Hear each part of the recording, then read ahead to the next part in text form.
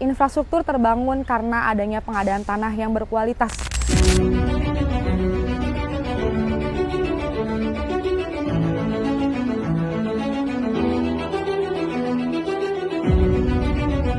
Sekarang saya sedang berada di rumah-rumah dan ini adalah salah satu tempat yang menjadi objek dari pengadaan tanah untuk pembangunan IKN ini. Nah, kondisi rumah-rumah yang ada di sini sekarang udah kosong, udah nggak berpenghuni.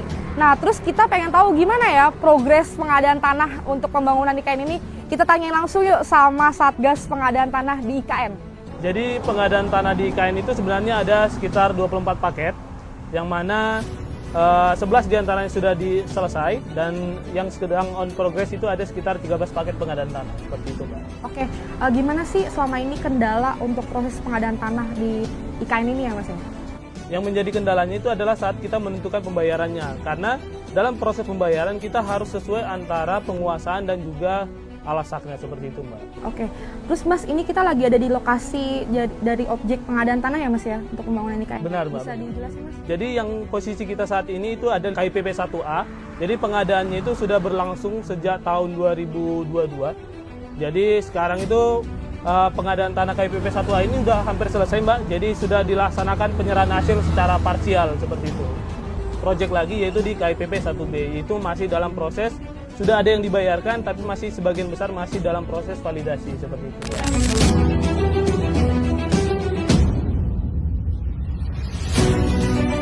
Lokasi ini menjadi salah satu titik pengukuran untuk mendukung pembangunan di IKN ini. Nah, kebetulan banget nih kita lihat ada petugas ukur yang lagi melakukan pengukuran. Kita tanya-tanya aja yuk langsung gimana progres pengukuran di IKN ini.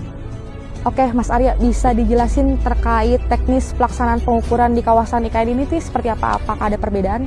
Untuk teknis pelaksanaan pengukuran di wilayah IKN ini sebenarnya sama saja. Untuk alat yang kita gunakan, yaitu alat yang sudah tercanggih, berupa real-time kinematik atau RTK.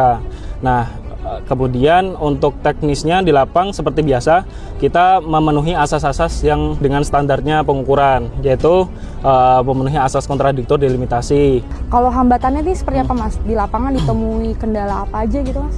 Kalau di lapang ini kita menemukan mungkin warga ada yang belum dirintis, satu itu. Yang kedua sebenarnya nggak banyak yang nggak terpasang patoknya, jadi nggak terlalu menghambat di kitanya sih.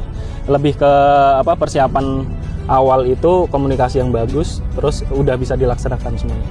Oke, Mas, bisa dijelasin saat ini progres dari pengukuran kawasan IKN ini seperti apa, Mas? Oke, untuk progres pengukuran di wilayah IKN, kita ada 24 paket pengadaan yang sudah berjalan. Jadi itu dia peran dan kontribusi Kementerian ATR BPN dalam membangun IKN ini.